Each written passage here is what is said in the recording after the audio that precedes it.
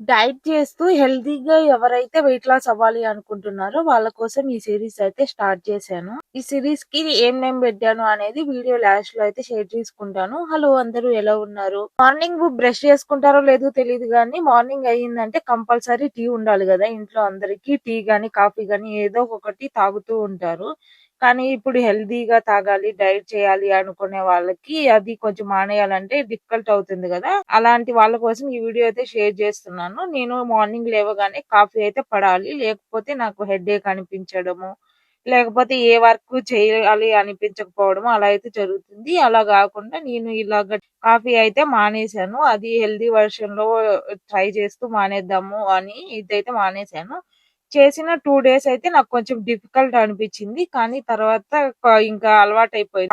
Coffee తాగాలని అయితే అనిపించట్లేదు. డే మానేసేటప్పుడు కొంచెం డిఫికల్ట్ గా అనిపించింది. సరే ఒక రోజు అనుకోని ఆ రోజు తాగుదాంలే అనుకోని ఇంకా ఇదైతే స్టార్ట్ చేశాను ఇలా తాగడము.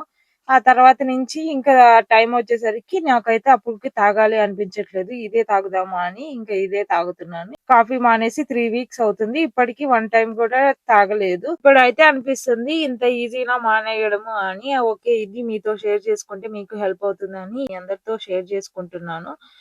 మనము ఎంతైతే టీ తాగుతామో అనుకుంటున్నామో ఆ కప్ లో డబుల్ ద క్వాంటిటీలో వాటర్ అయితే తీసుకోవాలి.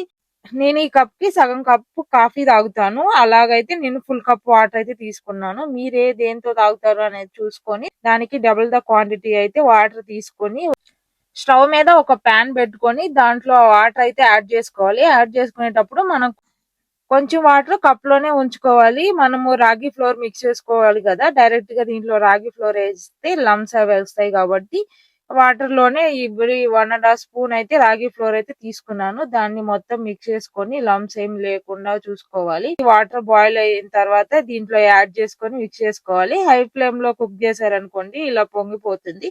అలా కాకుండా లో ఫ్లేమ్ లో పెట్టుకొని 5 to 6 మినిట్స్ బాయిల్ చేశారు. ఇదంతా కాదండి, మనం తీసుకున్న కప్ కి సగం కప్ అవ్వాలి. మనకి రాగి టీ అయితే రెడీ అయిపోతుంది. చూసుకోండి, మరీ థిక్ అవ్వకూడదు.